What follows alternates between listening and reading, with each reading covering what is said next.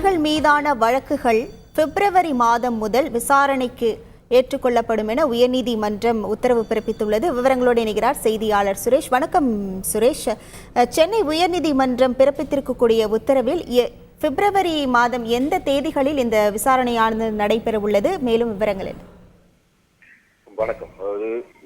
அமைச்சர்கள் KKSSR ராமச்சந்திரன், தங்கம் தென்னரசு மற்றும் முன்னாள் அமைச்சர் பொன்முடி ஆகியோருக்கு எதிரான சொத்து குவிப்பு வழக்கில் பொன்முடியை வேலூர் நீதிமன்றம் விடுதலை செய்து பிறப்பித்த தீர்ப்பை எதிர்த்தும் மற்ற இரு அமைச்சர்கள் KKSSR ராமச்சந்திரன் மற்றும் தங்கம் தென்னரசு ஆகியோரை விடுவித்ததை எதிர்த்தும் சென்னை உயர்நீதிமன்றம் தாமாக முன்வந்து மறு ஆய்வு மனுவை விசாரணைக்கு எடுத்துக் கொண்டிருந்தது.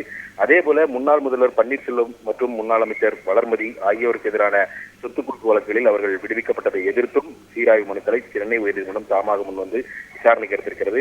இது தவிர அமைச்சர் பெரியசாமி மீதான வழக்கும் தாமாக முன்வந்து விசாரணைக்கு எடுக்கப்பட்டிருக்கிறது. மொத்தம் 6 வழக்குகள் இதுபோன்று தாமாக முன்வந்து விசாரணைக்கு எடுக்கப்பட்டிருக்கிறது. இந்த அனைத்து வழக்குகளும் நீதிபதி ஆனந்த் வெங்கடேஷ் முன்பு இன்றைக்கு விசாரணைக்கு வந்தன. அப்போது அமைச்சர்கள் KKSSR ராமச்சந்திரன், தங்கம் தென்னரசு, அப்புறம் முன்னாள் முதல்வர் பன்னீர்செல்வம் மற்றும் முன்னாள் அமைச்சர் வளர்மதி ஆகியோருக்கு எதிரான வழக்குகளை பொறுத்த வரைக்கும் பிப்ரவரி 5ஆம் தேதி முதல் 9ஆம் தேதி வரை தினசரி மாலை 3 மணிக்கு இந்த வழக்குல இறுதி விசாரணை நடத்தப்படும். இந்த குறிப்பிட்ட அட்டவணைக்குள் இந்த வழக்கு விசாரணையை முடிக்க வேண்டும் என்று நீதிபதி உத்தரவிட்டிருக்கிறார். அதே போல பெரியசாமி வழக்கை பொறுத்த வரைக்கும் பிப்ரவரி 12 மற்றும் 13ஆம் தேதிகளில் இறுதி விசாரணை நடைபெறும் என்று நீதிபதி ஆனந்த் வெங்கடேஷ் அறிவித்திருக்கிறார். இந்த விசாரணைக்கு அனைத்து தரப்பும் ஒத்துழைப்பு வழங்க வேண்டும் என்றும் நீதிபதி தன்னுடைய உத்தரவில் குறிப்பிட்டிருக்கிறார். குற்றம் சாட்டப்பட்டவர்கள் தங்கள் தரப்பு ஆட்சேபண மனுவை ஜனவரி 31ஆம் தேதிக்குள் தாக்கல் செய்ய வேண்டும் என்றும் நீதிபதி உத்தரவிட்டிருக்கிறார்.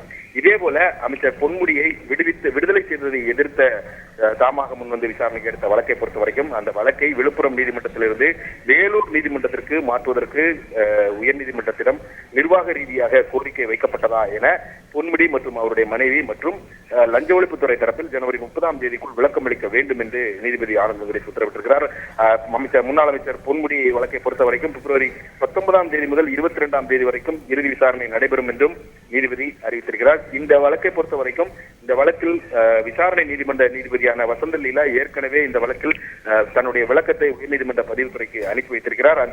அவர் நேரிலோ அல்லது வழக்கறிஞர் மூலமாகவோ பிப்ரவரி 23ஆம் தேதி தன்னுடைய இறுதி வாதங்களை முன்வைக்கலாம் என்றும் நீதிபதி ஆனந்த் வெங்கடேஷ் அனுமதி அளித்து உத்தரவு பிறப்பித்திருக்கிறார். இந்த வழக்குகள் அனைத்தும் அடுத்த மாதம் இறுதி விசாரணைக்கு எடுத்துக்கொள்ளப்பட இருக்கின்றன என்பது குறிப்பிடத்தக்கது. உங்கள் முழு விவரங்களுக்கு நன்றி சுரேஷ். செய்திகளை உடனுக்குடன் தெரிந்து கொள்ள உடனே சப்ஸ்கிரைப் பண்ணுங்க.